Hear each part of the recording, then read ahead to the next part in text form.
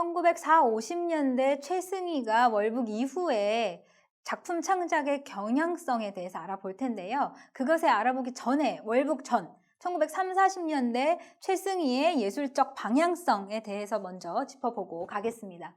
최승희는 1929년 이시바쿠 무용단에서 활동을 하다가 퇴단 후에 소련 영사관의 후원으로 소련 유학을 갈 계획이었습니다. 근데 그 계획이 무산이 돼서 매우 실망을 했다라는 소회를 남기고 있는데요. 이렇게 최승희는 소련 예술에 대한 열망이 매우 컸습니다. 그리고 최승희는 이시바쿠의 이 현실 의지적 경향의 현대무용, 그리고 오빠 최승일과 남편 안막의 영향으로 이 프로레타리아 예술운동의 영향을 받았고요. 1930년대 후반에 세계 순회공연 당시에 여러 발레들 그리고 오페라들을 관람을 했는데요. 지젤이나 파리장 등을 감상을 하고 코리안 발레 작품을 만들어야겠다고 결심을 하게 됩니다. 이 코리안 발레가 무엇이냐? 우리나라 말로 하면 민족 무용극이라고 할 수 있습니다. 그래서 서양 발레 양식에 우리 문화의 특수성을 녹여내서 세계 무대에서 우리 무용을 무대 예술로서 인정받게 하겠다라는 의지가 반영된 것이 바로 최승희가 말하는 코리안 발레입니다. 그래서 최승희는 코리안 발레만이 우리나라의 무용 예술을 국제적인 수준으로 높일 수 있다고 믿었습니다. 그래서 1930년대 후반 최승희는 이 세계 순회 공연을 통해서 한국 무용 공연은 non-verbal 퍼포먼스로서 이 언어의 한계를 넘어서 문화의 보편성과 특수성을 세계에 알릴 수 있었다고 김호연 선생님은 이렇게 말을 하고 있고요.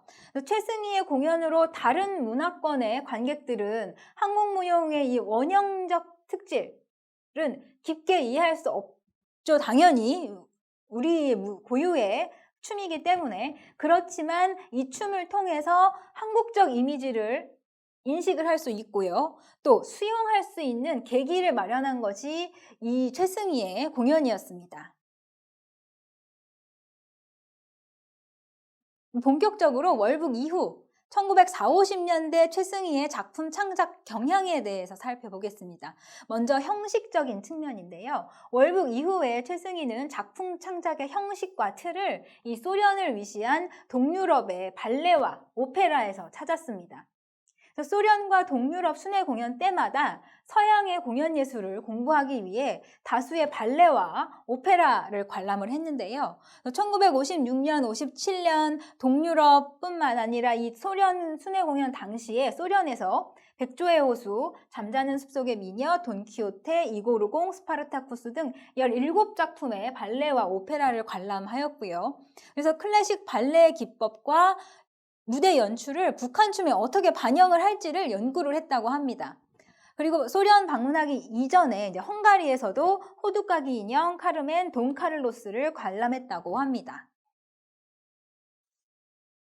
최승희는요, 북한에서 발간되는 여러 잡지와 신문에 기고를 했는데요. 보시면 생활과 무대라는 잡지에 기고한 글을 보시면 민족 예술을 발전시키기 위해서는 소련의 선진 예술과 우리 친선 국가 민중들의 예술을 반드시 연구하여서 그 우수한 성과들을 우리 민족적 토대 위에 적합하게 섭취하여야 한다.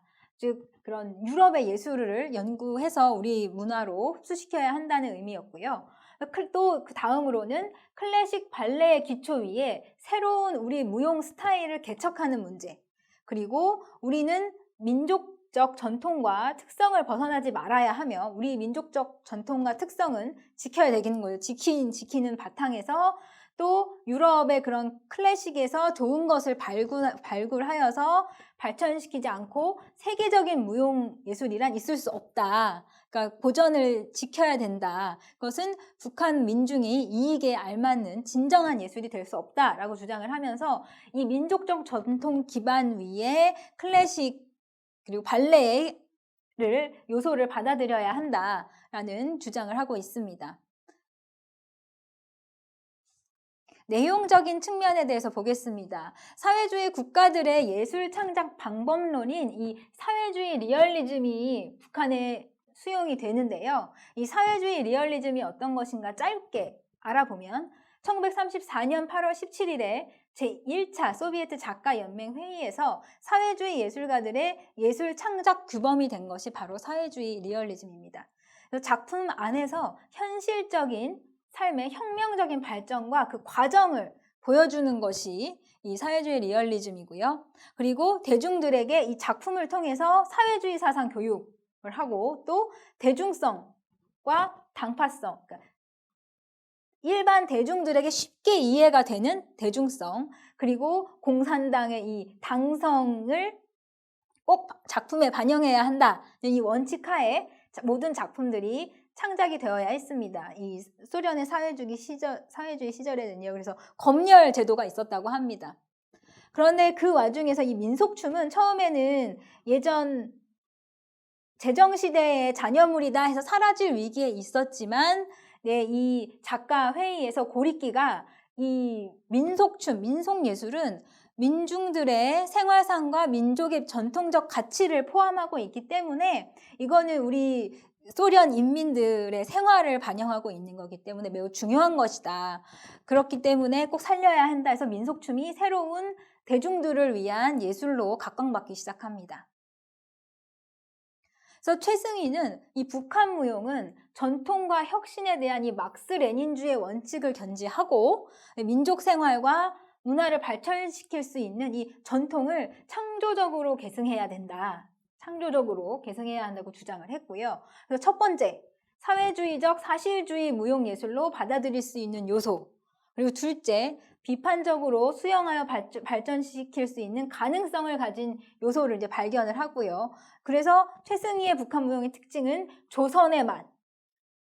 조선의 맛이 나오는 춤이 바로 우리가 추구해야 할 북한 무용이다라고 최승희는 주장을 했고요. 무용 작품에서 시대성과 인간성을 진실하게 표현해야 된다고 주장을 했다고 합니다. 그래서 이것은 옛것을 위한 옛것이 아니라 민족의 생활상과 노동의 모습을 모티브로 하여서 시대 정신을 구현한 현대적인 무용 작품을 위해서 최승희가 항상 노력을 했다고 합니다. 무용 동작과 기법적인 측면에서 볼 텐데요. 최승희의 무용극, 민족 무용극이죠. 코리안 발레라고 하는 민중들을 위한 민중 무용, 즉 아까 사회주의 리얼리즘 얘기할 때 대중성을 확보하는 것이죠. 그래서 작품에서 민족무용 동작과 그 기법적인 특성을 담아낼 수 있도록 노력을 했다고 합니다.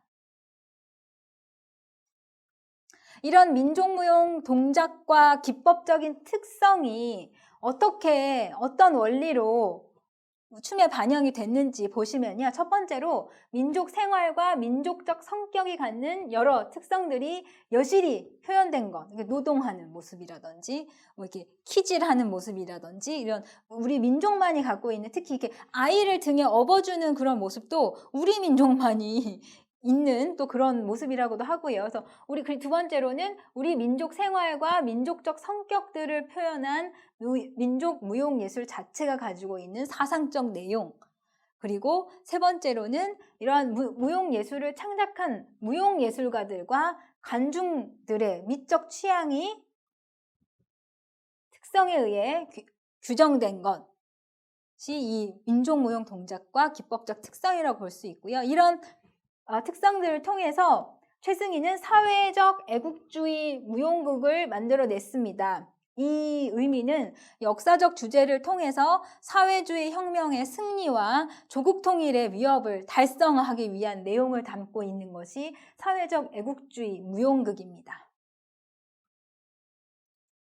최승희가 만든 무용 소품의 성격에 대해서 말씀드릴 텐데요. 여기서 말씀드릴 소품이라는 것은 어떤 물건이 아니고요. 작은 작품, 그래서 소품, 그래서 짧은 작품들이 어떤 성격을 띠는가 그 말씀을 드리는 거고요. 무용 소품에서는 이 사회주의적 애국주의를 바탕으로 조선 민족 문화의 특수성과 이 긍정적인 측면, 근면한 모습, 부지런한 모습, 우리 조선 민족은 이렇게 행복하고 긍정적인 이런 민족성을 가지고 있는 민족이다라는 것을 표현할 수 있는 작품, 그리고 생활 속의 동작들을 반영하여 표현했기 때문에 이 민족적 특성이 뚜렷이 부각됐다 해서 뭐 쌀 키질하는 모습이라든지 뭐 바닷가에서 고기를 잡는 모습이라든지 뭐 그런 노동의 동작, 생활의 동작들이 춤에 그대로 반영이 됐다라고 말씀드릴 수 있고요. 우리 민족의 정의롭고 용감하고 근면하고 낙천적이며 또 고결하고 엄정하여 다정다감하고 정열에 찬 모습을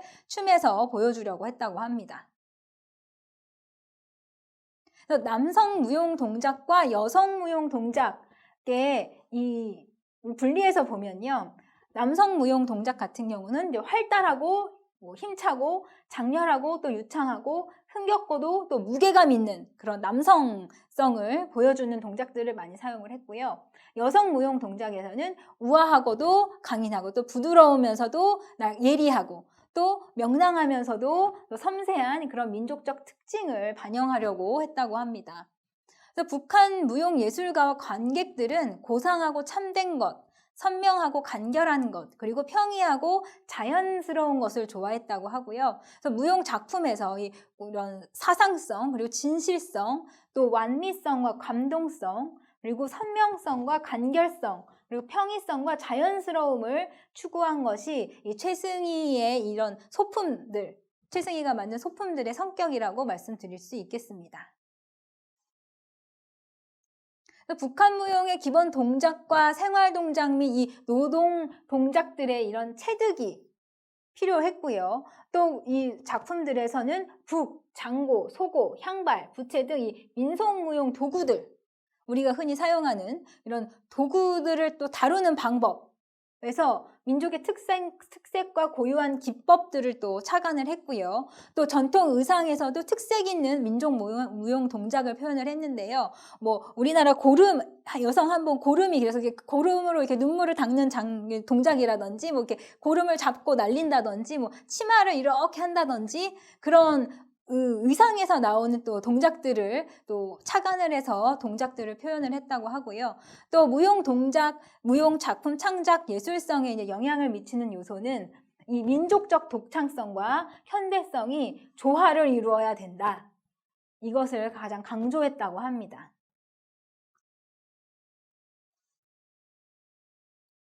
그래서 북한 무용의 동작과 이 기법적인 특성을 깊이 이해하고 체득해서 시대 요구에 맞게 이 무용 작품들이 창작되어져야 한다고 말을 하면서 이 작품에서 영웅서사적 장면과 혁명적 이 인간의 성격들을 민족적 독창성과 현대성이 어떻게 잘 조화되도록 그려내는 것이 이 중요한 예술적 과제였는데요.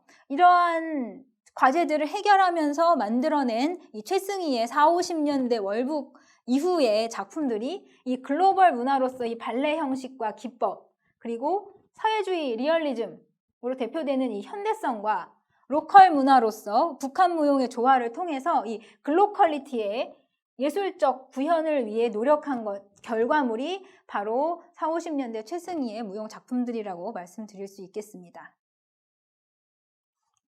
무용 작품의 규모에 대해서 보겠습니다. 월북 전에는 최승희의 이 창작 경향은 주로 소품, 짧은 작품들이었는데요. 월북 이후에는 대형 무용극을 제작하기 시작했는데 이런 이렇게 작품 창작이 작은 작품에서 대작으로 넘어가게 된 이유는 월북 이후에 북한 정부가 전폭적으로 지원을 해줬어요.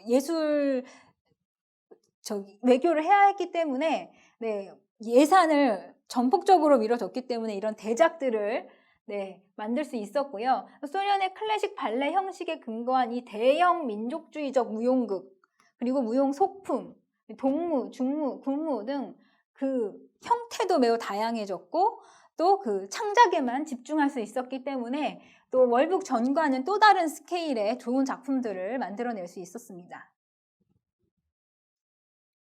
그래서 1949년부터 이렇게 반야월성곡을 시작으로 대작들, 민족의 독립과 사회적 해방을 위해 싸우는 조선민중의 투쟁을 반영하는 대형 무용극들을 창작을 했는데요. 이 이후부터 1951년 조선의 어머니, 그리고 1954년 사도성의 이야기, 1955년 맑은 하늘 아래서 이렇게 사회주의 내용을 담고 있는 성격의 작품들을 만들어냈는데요. 특히 이제 사도성의 이야기 같은 경우는 소련의 발레 예술 형식을 최승희식으로 북한 춤에 적용시켜서 만든 대작으로 평가받고 있습니다.